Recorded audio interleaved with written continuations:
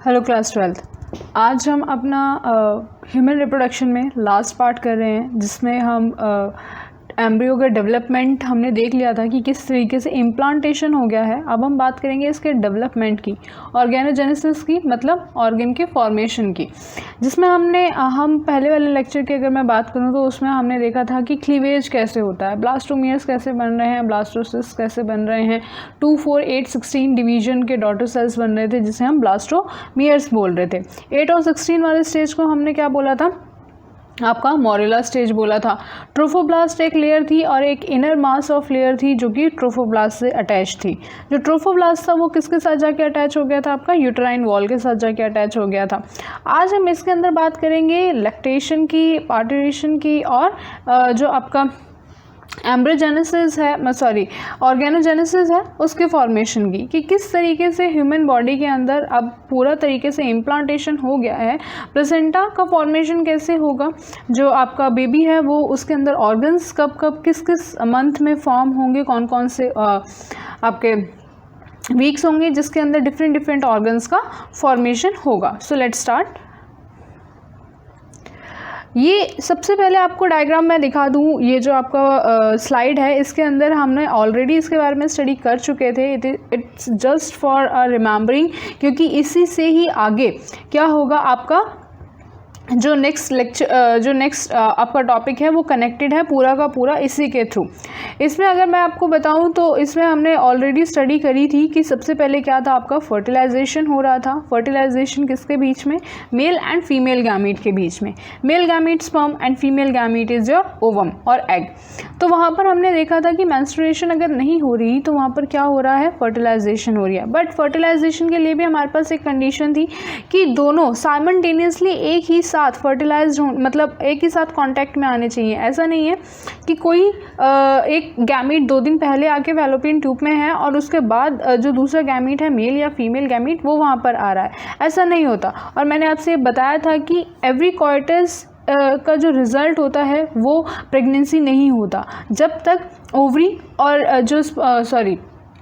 जब तक आपका ओवम और जो स्पर्म होता है वो एक साथ साइमल्टेनियसली फैलोपियन ट्यूब में नहीं आते, जिसे हमने इस्थमिक एम्प्यूला जंक्शन बोला था।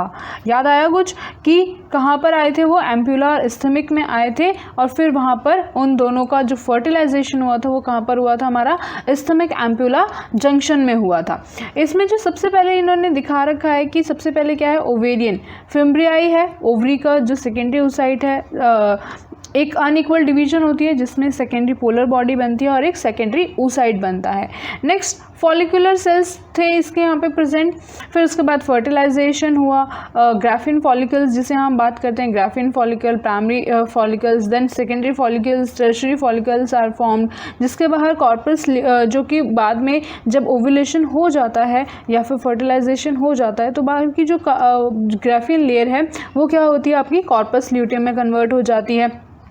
यहाँ पर क्या हुआ कि दोनों जो आपका स्पर्म था उसने कोरोना रेडिएटा को क्या किया, पिंच किया, उसके अंदर उसको होल करके वो जोना पेलुसिडा लेयर तक पहुंचा, जिसके जो आपका स्पर्म था उसके एक्रोजोम में जो उसका हेड था उसके अंदर एक लाइटिक एंजाइम प्रेजेंट था विच इज़ कॉल्ड हैलोरिडनेज एंजाइम, जो कि लाइसिस करने में जो जोना पेलुसिडा की लेयर है उसको ब्रेक डाउन करने में हेल्प कर रहा था। और उसके बाद उसने उसके बाहर एक अच्छी खासी लेयर बना ली थी which protect ovum from a polyembryony. सिर्फ वहाँ पर पॉलीस्पर्मी, वहाँ पर वो इस चीज़ को इंश्योर करता है कि वहाँ पर सिर्फ और सिर्फ क्या हो सके, आपकी मोनोस्पर्मी हो सके, ना कि पॉलीस्पर्मी हो सके।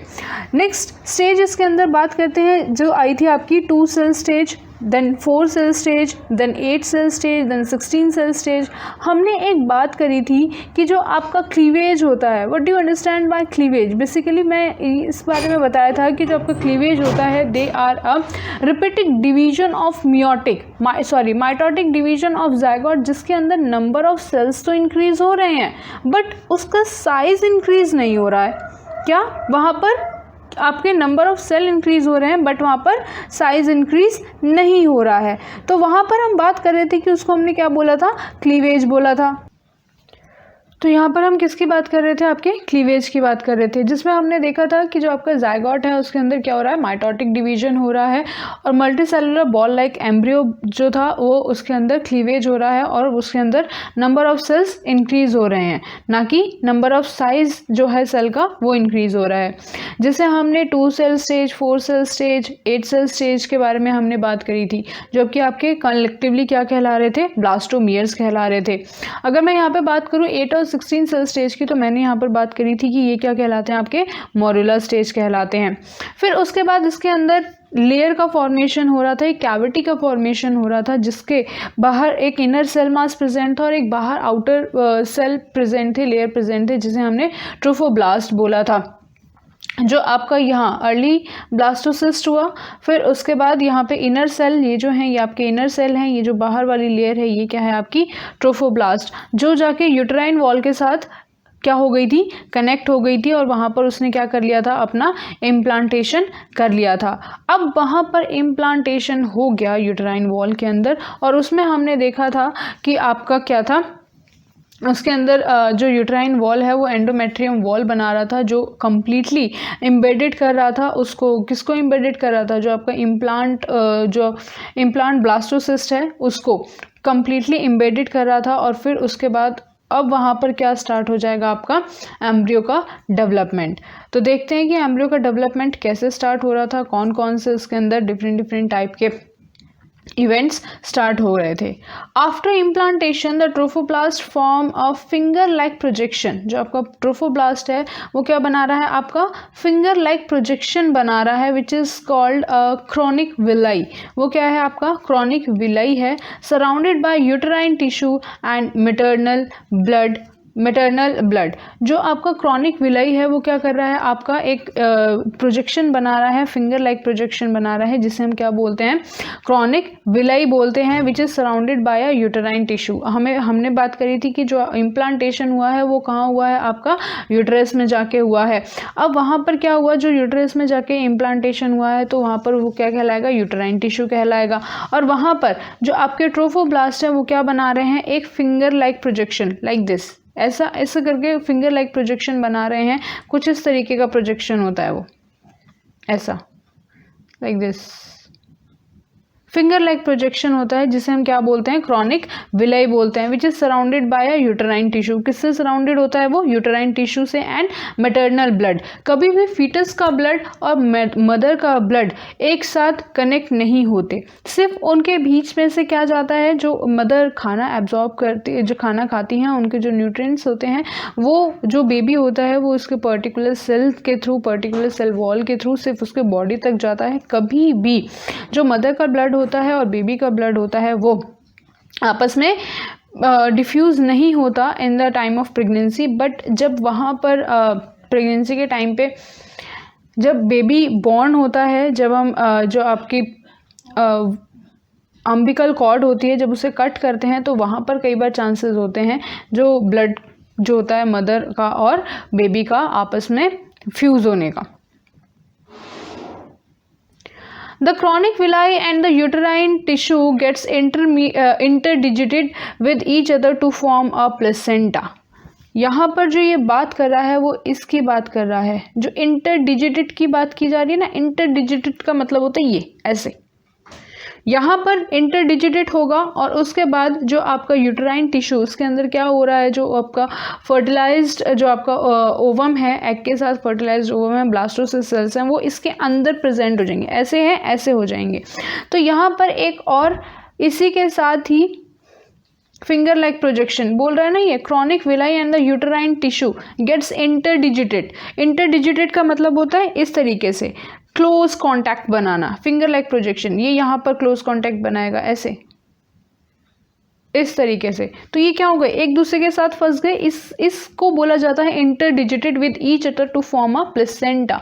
वहाँ पर वो क्या बना रहा है, अब प्लेसेंटा का फॉर्मेशन करने के लिए किस किस को जुड़ना पड़ेगा, क्रॉनिक विलाई और यूटेराइन टिश्यू को जुड़ना पड़ेगा। Placenta is a structural and functional unit between the embryo and the maternal body. क्यों बोला गया इसको प्लेसेंटा को that it is a structural and functional unit of embryo? Because यही वो आपका टिश्यू होता है जो कि मदर जो खाना खाती है उसको एब्जॉर्ब, जो मदर खाना फूड वगैरह खाती हैं उसको न्यूट्रिएंट्स को एब्जॉर्ब करके फीटस तक पहुंचाता है, एम्ब्रियो तक पहुंचाता है।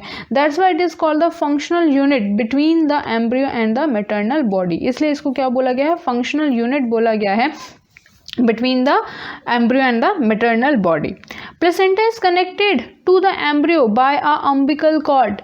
जो cord को जिसे आप नाभि बोलते हो कि वो एक आपके नर्व लाइक स्ट्रक्चर होता है जो कि अब काफ़ी लोग उसको क्या करने लग गए हैं? प्रिजर्व करने लगे हैं, बिकॉज उसके अंदर स्टेम सेल्स होती हैं और स्टेम सेल्स की प्रॉपर्टी होती है कि उसके अंदर बहुत ज़्यादा आपके बॉडी के अंदर जो इम्यूनिटी होती है, इम्यूनिटी सेल्स होते हैं वो उसके अंदर बहुत ज़्यादा होते हैं। स्टेम सेल्स की प्रॉपर्टी होती है कि अगर आपको कोई भी बॉडी पार्ट कहीं से कट गया है, अगर उसके वो सेल्स वहाँ पर लगा दिए जाएँ तो वो पार्ट काफ़ी हद तक फॉर्म किया जा सकता है। स्टेम सेल्स की ये प्रॉपर्टी होती है कि they from the cells a new organ is formed. तो अब इनके स्टेम सेल्स के बहुत सारे बैंक भी आ गए हैं जिसके अंदर काफ़ी लोग अब इनको प्रिजर्व करने लग गए हैं। The placenta is connected to the embryo by umbilical cord. जो प्लेसेंटा और एम्ब्रियो के बीच में कनेक्शन होता है वो किसके थ्रू होता है? एक अम्बिकल कॉर्ड के थ्रू होता है। It transport substance to and from the embryo. ये क्या करती है? अभी मैंने आपको बताया कि ये फंक्शनल यूनिट है। और फंक्शनल यूनिट क्यों है? क्योंकि ये जितना भी मटेरियल है, जो भी मदर फूड ले रहे हैं, इंटेक कर रहे हैं, न्यूट्रिशन इंटेक कर रहे हैं, वो ट्रांसपोर्ट करती है from mother to embryo and from embryo to जो भी एम्ब्रियो की बॉडी के अंदर वेस्ट मटेरियल वगैरह है वो मदर की बॉडी में आता है थ्रू द अम्बिकल कॉर्ड। यही वो कॉर्ड होती है जो कि हेल्प करती है बॉडी के अंदर से, जो एम्ब्रियो की बॉडी है उसके अंदर जो भी वेस्ट मटेरियल है, CO2 का वेस्ट मटेरियल प्रेजेंट है, नाइट्रोजनस वेस्ट प्रेजेंट है, वो बॉडी से बाहर आने के लिए this is that umbilical cord जो होती है वो हेल्पफुल होती है किसके लिए? आपका मदर और एम्ब्रियो के बीच में एक कनेक्शन फॉर्म करने के लिए। This is a embryonic development in the female body. जो आपका फीमेल बॉडी है उसके अंदर जो एम्ब्रियोनिक डेवलपमेंट होता है वो कैसे होता है? सबसे पहले हमने देखा था कि यहाँ पर क्या हो रहा है? फर्टिलाइज्ड एग आ रहा है। फर्टिलाइज्ड एग आने के बाद 2 सेल स्टेज बन रही है, 4 सेल स्टेज बन रही है, 8 सेल स्टेज बन रही है, 16 सेल स्टेज बन रही है एंड देन ब्लास्टोसिस्ट बनना फॉर्म शुरू हो गए।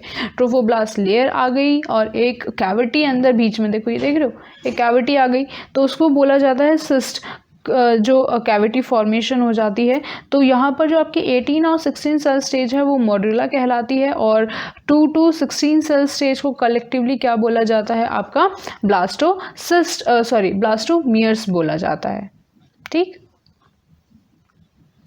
Next the function of placenta. अब फंक्शन क्या है प्लेसेंटा का? प्लेसेंटा एम्ब्रियो के साथ जो जुड़ा हुआ है वो किसके थ्रू जुड़ा हुआ है? एक अम्बिकल कॉर्ड के थ्रू जुड़ा हुआ है। It act as a barrier between the mother and the foetus. किस तरीके से काम करता है? बैरियर की तरह काम करता है। कोई भी चीज़ पहुंचानी है मदर से फीटस के बॉडी में या फिर फीटस से मदर की बॉडी में पहुंचानी है तो ये वहाँ पर एक्ट एज अ बैरियर वहाँ पर काम करता है। It helps in transport of soluble inorganic, organic material, nutrients, hormones and antibodies etcetera through the placenta from the mother to the foetus. यहाँ पर मैंने अभी आपसे कहा था कि जो भी मदर न्यूट्रिएंट इंटेक कर रही है, चाहे वो ऑर्गेनिक हो चाहे वो इनऑर्गेनिक हो, जिस भी तरीके का न्यूट्रिएंट मदर ले रही है वो फीटस तक पहुँचेगा थ्रू विच? प्लेसेंटा। और प्लेसेंटा के अंदर भी वो किसके थ्रू जा रहा है? अम्बिकल कॉर्ड के थ्रू जा रहा है। It helps in the gases exchange between the mother and foetus. अब अंदर मदर के तो ऑक्सीजन प्रेजेंट नहीं है ना, वहाँ पर जो बेबी है वो एक पाउच लाइक स्ट्रक्चर में प्रेजेंट है। तो वहाँ पर क्या हुआ है? वहाँ पर जो एक्सचेंज ऑफ गैसेज हो रहा है between the mother and the foetus वो किसके बीच में, वो किसके थ्रू हो रहा है? प्लेसेंटा के थ्रू हो रहा है। It helps in elimination of nitrogenous waste of foetus. और ये हेल्प करता है नाइट्रोजनस वेस्ट को बॉडी से बाहर निकालने में। जो भी आप बेबी है, एम्ब्रियो है, उसके अंदर जो भी नाइट्रोजनस वेस्ट प्रेजेंट है उसको बाहर निकालने के लिए कौन हेल्पफुल होता है? आपका placenta. Next, it acts as an endocrine gland by secreting human chronic gonadotropin and human placental lactogen, estrogens, progesterone, and relaxin. At the time of pregnancy, there are certain kind of hormones are released, and these hormones are very useful at the time of pregnancy. बहुत ही ज़्यादा useful होते हैं और इनका बहुत ही ज़्यादा important functions होता है. सो लेट्स सी, जो आपका एंडोक्राइन ग्लैंड्स होते हैं, हमने बात करी थी वहाँ पे एंडोट्रोपिस, जो आपका यूटेराइन वॉल है वहाँ पर एंडोक्राइन ग्लैंड्स प्रेजेंट है. जो आपका एंडोमेट्रियम वॉल वहाँ पर प्रेजेंट थी, तो वहाँ पर एंडोक्राइन ग्लैंड्स प्रेजेंट हैं जो क्या सिक्रेट कर रहे हैं, ह्यूमन क्रॉनिक गोनाडोट्रोपिन रिलीज कर रहे हैं, ह्यूमन प्लेसेंटल लैक्टोजन प्रोड्यूस कर रहे हैं, ईस्ट्रोजन प्रोड्यूस कर रहे हैं, प्रोजेस्टेरोन एंड रिलैक्सिन प्रोड्यूस कर रहे हैं. Eight the time of pregnancy जो ये आपके हार्मोनल कंसंट्रेशन होती है फीमेल बॉडी में, ये बहुत ज़्यादा हाई हो जाती है. During pregnancy level of oestrogen, progesterone, cortisol, prolactin, thyroxine etcetera increases in the maternal body. किसके अंदर ये क्या हो जाता है, इंक्रीज हो जाता है किसके अंदर, मैटरनल बॉडी के अंदर. This support the foetal growth, क्योंकि ये क्या करता है, फीटस की ग्रोथ में हेल्प करता है. Metabolic changes in the mother body and maintain the pregnancy, क्योंकि at the time of pregnancy human female body के अंदर बहुत सारे चेंजेस आ रहे होते हैं. उस टाइम उनको हार्मोनल चेंजेस होते हैं, मूड स्विंग्स होते हैं, उनको कई बार आपने देखा होगा वोमिट जैसा उनका मन हो जाता है. Just because of these hormonal changes are occur. Thyroxine hormone बढ़ जाता है, प्रोलैक्टिन, कॉर्टिसोल, ईस्ट्रोजन, प्रोजेस्टेरोन, जो जितने भी हार्मोन्स होते हैं फीमेल बॉडी के अंदर वो काफ़ी हद तक इंक्रीज हो जाते हैं. इमीडिएटली आफ्टर इम्प्लांटेशन, इम्प्लांटेशन मतलब जो आपका अब बेबी का फॉर्मेशन है वो जब स्टार्ट हो रहा है, द इनर सेल मास, जो embryo get differentiated into a germ layer which give rise to a different tissue organs. अब वहाँ पे इम्प्लांटेशन हो गया, बेबी का फॉर्मेशन स्टार्ट हो गया, जर्म लेयर बननी शुरू हो गई. अब वहाँ पर क्या होगा, ऑर्गन्स बनने शुरू होंगे, जिसको हम ऑर्गेनोजेनेसिस में अभी देखेंगे कि एट जो आपके डिफरेंट वीक्स होते हैं, डिफरेंट टाइम होता है, किस टाइम पर कौन से ऑर्गन्स का फॉर्मेशन होता है. इम्प्लांटेशन की भी डेज देखेंगे कि कौन से टाइम पे कौन से दिन कौन सी डिवीजन होती है और देन इम्प्लांटेशन होता है. The ability of the inner mass is due to the presence of multipotent cells called the stem cells. जो आपके इनर मास सेल्स होते हैं उनके अंदर ये पोटेंशियल होता है कि वो क्या करते हैं, जो स्टेम सेल्स होते हैं वो डिवाइड करना शुरू कर देते हैं. This ability of the inner mass cell is due to the presence of multipotent cells which is called the stem cells. जो डिवीजन वहाँ पर हो रहा है वो किसकी वजह से हो रहा है, जो इनर सेल्स प्रेजेंट हैं उनकी वजह से, क्योंकि उनके पास multipotent ability, multipotent cells present है. The period of pregnancy from birth to pregnancy is called gestation period. जो पीरियड है from pregnancy from birth to pregnancy, birth से लेके प्रेगनेंसी तक का जो पीरियड है वो क्या है, आपका गेस्टेशन पीरियड कहलाता है. ह्यूमन के अंदर जो गेस्टेशन पीरियड होता है वो 9 मंथ्स का होता है. अगर मैं कैट्स की बात करूं तो उनके अंदर 2 मंथ्स का होता है, डॉग्स के अंदर भी 2 मंथ्स का होता है, एलिफेंट के अंदर 21 मंथ्स का होता है जो गेस्टेशन पीरियड होता है. This is a slide showing the events happening during first day, second day, third day, fourth day, जब इम्प्लांटेशन हो चुका होता है. यहाँ पर आप देख रहे हो उस साइड है ओव्यूलेशन है, डे 0 फर्टिलाइजेशन हो गया, फर्टिलाइज्ड एग जायगोट बन गया. डे 1 में क्या हुआ, आपका फर्स्ट क्लीवेज हुआ, मतलब पहला क्लीवेज यहाँ पर हुआ. फिर उसके बाद जो आपका डे 2 था उसके अंदर सेकेंड क्लीवेज. हम बात कर रहे थे डे 1, डे 2 के इम्प्लांटेशन की कि कहाँ पर कौन से दिन क्लीवेज हो रहा है. फर्टिलाइजेशन हो गया, फर्टिलाइजेशन के बाद डे 1 आया, डे 1 में फर्स्ट क्लीवेज हुई. फिर डे 2 आया जिसमें 2 सेल स्टेज बनी. फिर डे 3 और 4 पे 4 सेल स्टेज बनी. देन उसके बाद डेज 8 पे अनकॉम्पैक्टेड मॉर्यूला. जब हम बात कर रहे थे 8 to 16 सेल स्टेज की, तब हमने क्या बात करी थी कि वो कौन सी स्टेज है, आपकी मॉर्यूला स्टेज है. डे 4 पे 8 सेल कॉम्पैक्टेड मॉर्यूला स्टेज है. देन उसके बाद डे 5 जो आता है ट्राइफैक्टोडर्म, उसके अंदर फॉर्मेशन होती है। आपका जो अर्ली ब्लास्टोसिस्ट है वो बनता है।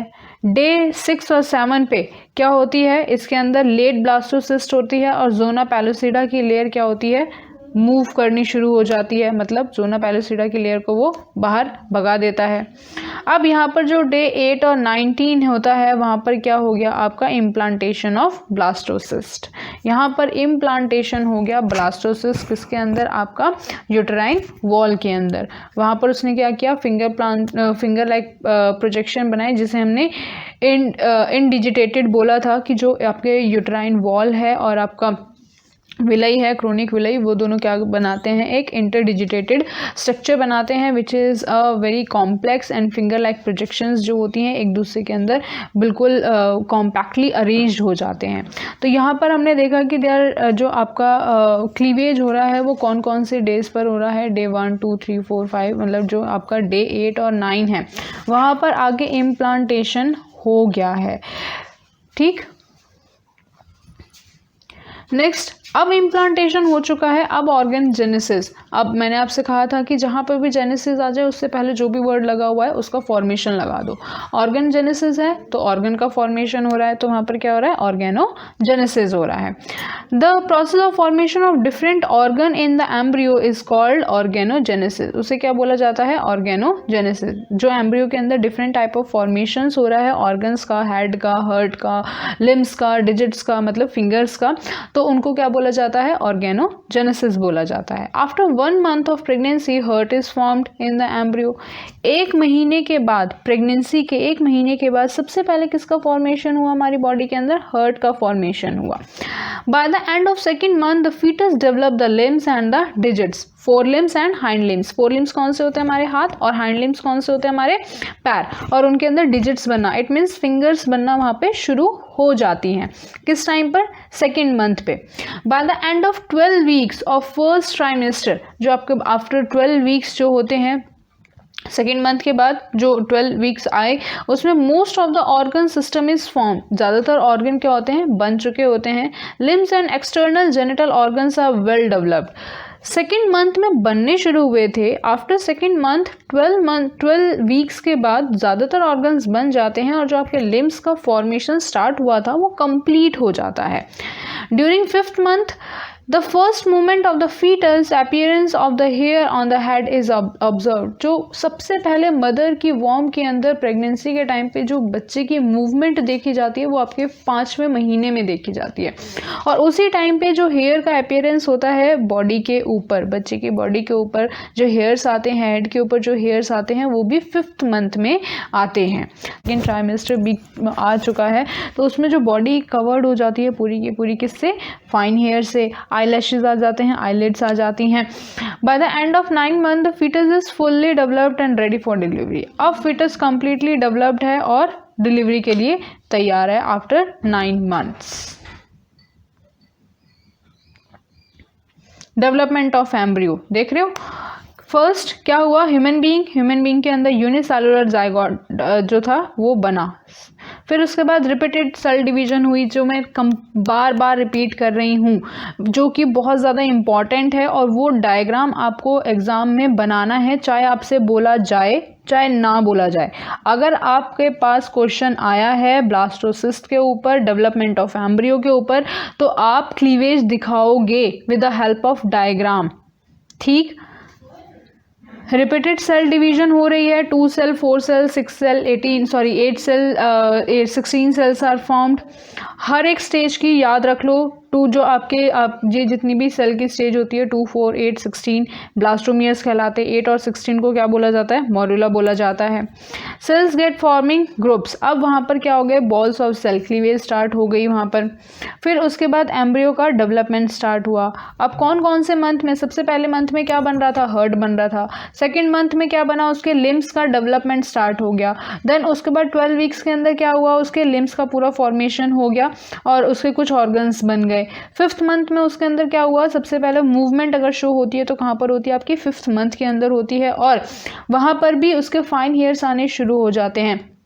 अगर मैं बात करूं कि जो आपका ट्राइमेस्टर 24 वीक्स बीत चुके हैं, सेकेंड ट्राइमेस्टर आ चुका है, तो वहाँ पर बॉडी के ऊपर कंप्लीट हेयर्स आ चुके हैं, आईलिड्स आ चुके हैं, आईलैशेस आ चुके हैं। अब 9th मंथ कंप्लीट हो चुका है और सबसे जो बेबी है वो डिलीवर होने के लिए पूरी तरीके से रेडी है।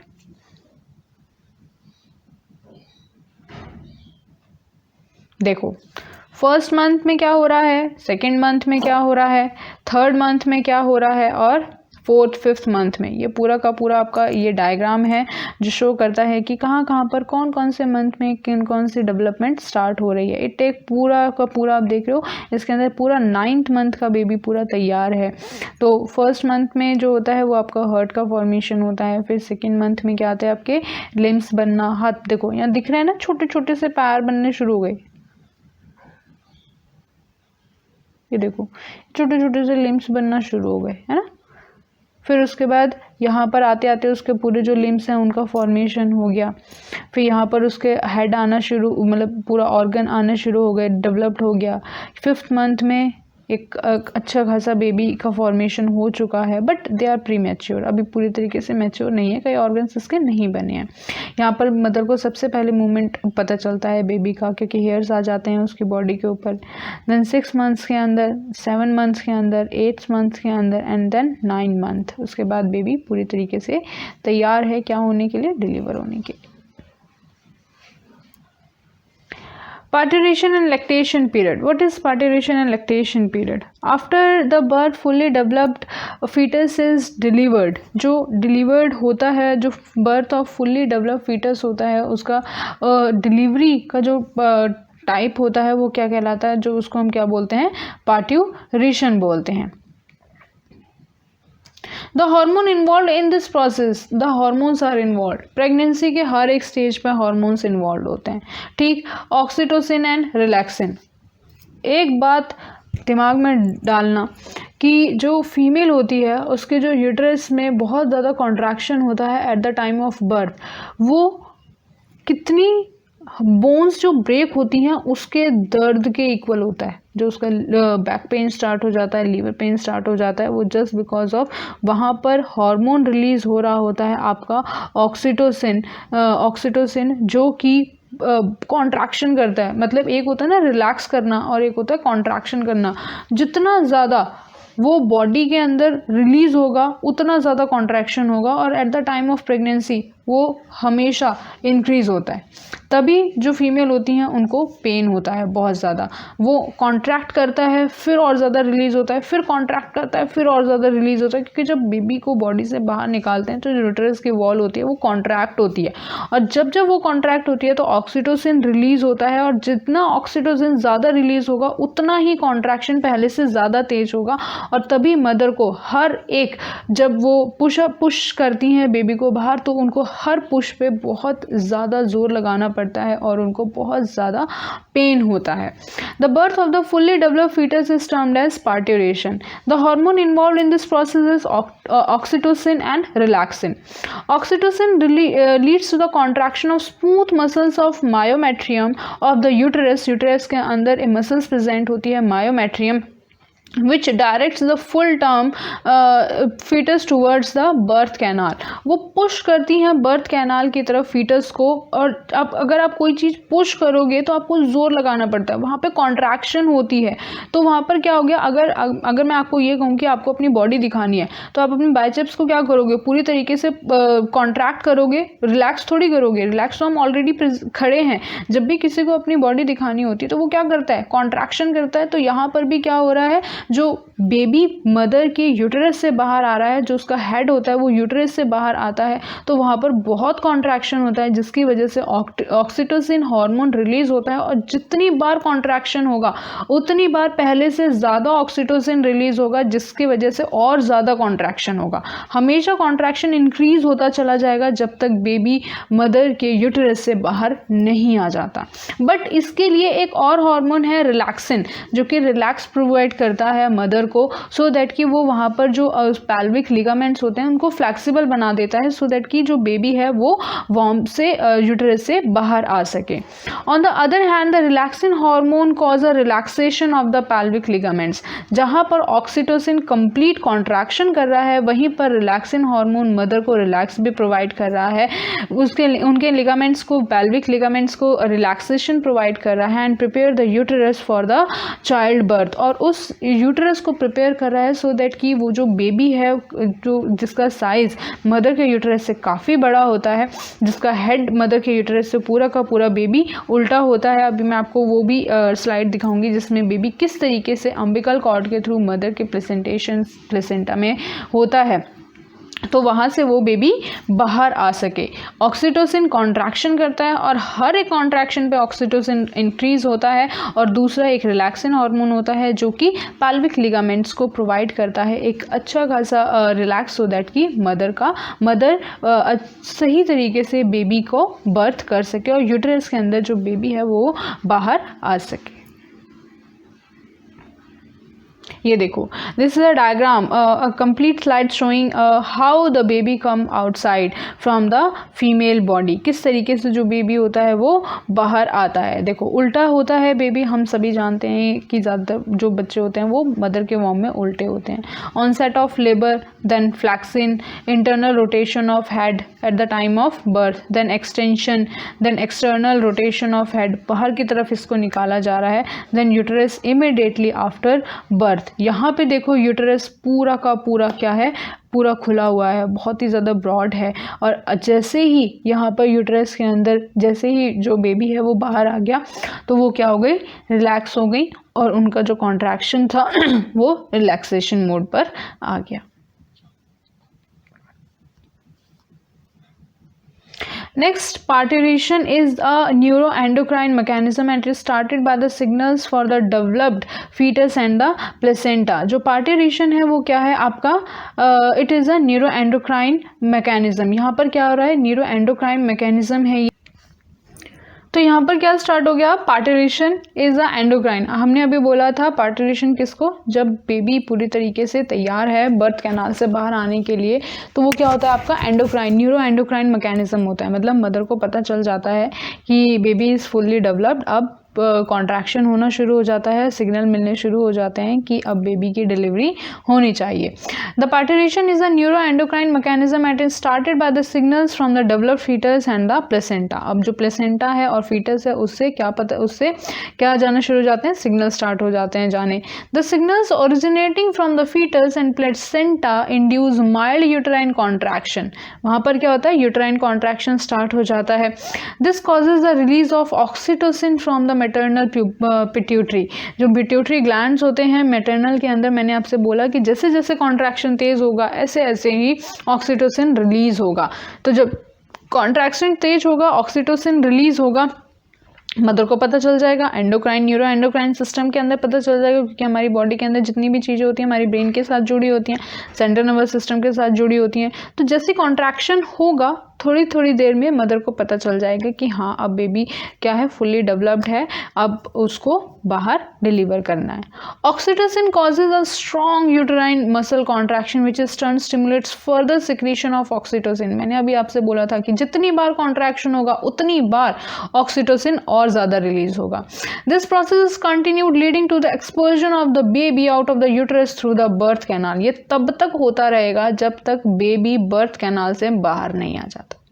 रिलैक्सिन हार्मोन प्रोवाइड कर रहा है वहाँ पर, रिलैक्स जो आपके वॉल है उसको रिलैक्स कर रहा है सो दैट कि बेबी इजीली बाहर आ जाए, पर वहाँ पर मसल्स का कॉन्ट्रैक्शन भी हो रहा है। जब नॉर्मल डिलीवरी होती है तो मदर को कॉन्ट्रैक्ट करना पड़ता है अपना यूटेरस को, सो दैट कि जो बेबी है वो इजीली यूटेरस से बाहर आ सके।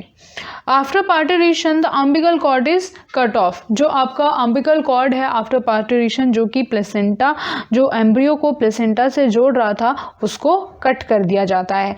The placenta and the remnants of the umbilical cord are expelled from the maternal body after parturition. It is called after birth. जो उसके remnants present रहते हैं मदर की बॉडी के अंदर, उनको बाहर निकाल लिया जाता है।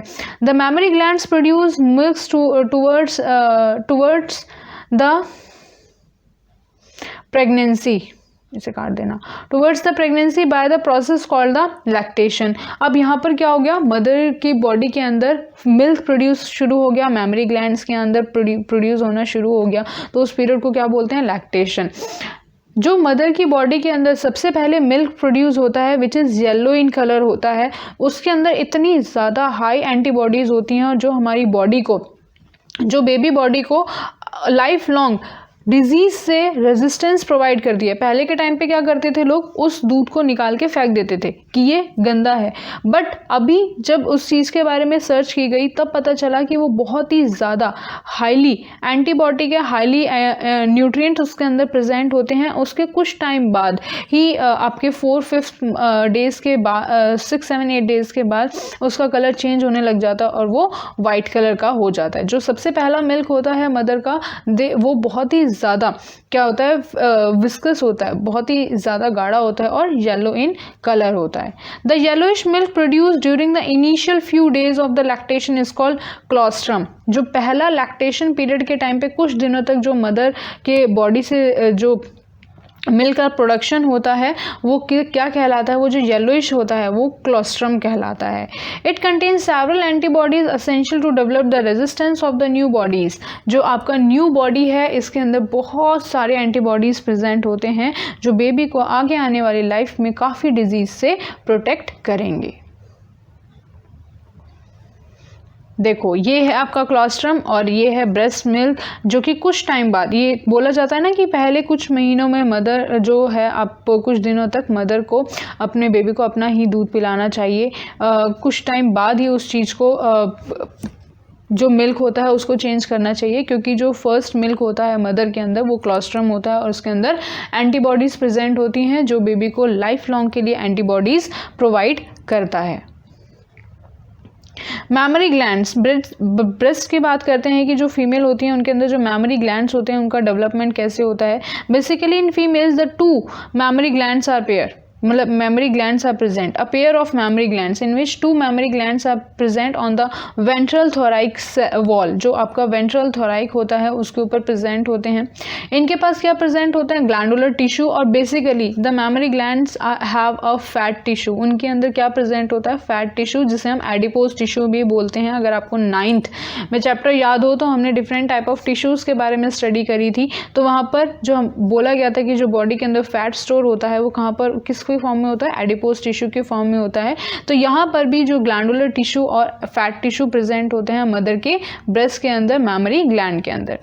Each breast contain 15 to 20 mammary lobes are present with alveoli. वहाँ पर क्या प्रेजेंट होते हैं, आपके एल्वियोलाई प्रेजेंट होते हैं और वहाँ पर क्या होता है, 15 to 20 mammary glands are present. Alveoli क्या होते हैं, एल्वियोलाई आपने कभी सुना है, एल्वियोलाई होते हैं जो लंग्स के अंदर प्रेजेंट होते हैं और एक्सचेंज ऑफ गैस करते हैं, CO2 और O2 को एक्सचेंज करते हैं, which is a balloon like structure. तो वहाँ पर जो मदर होती हैं उनका जो लंग्स होते हैं दे समहाउ कनेक्टेड विद द जो मैमरी ग्लैंड्स होते हैं वो कनेक्टेड होते हैं किसके साथ, लंग्स के साथ। The cells of the alveoli secrete milk which is stored in the cavities and the lumen of the alveoli. तो यहाँ पर जो एल्वियोलाई हैं वो क्या कर रहे हैं, आपका मिल्क सिक्रीट कर रहे हैं जो कि स्टोर होता है किसके अंदर, एल्वियोलाई के अंदर, कैविटीज़ ऑफ द एल्वियोलाई के अंदर वो स्टोर होता है।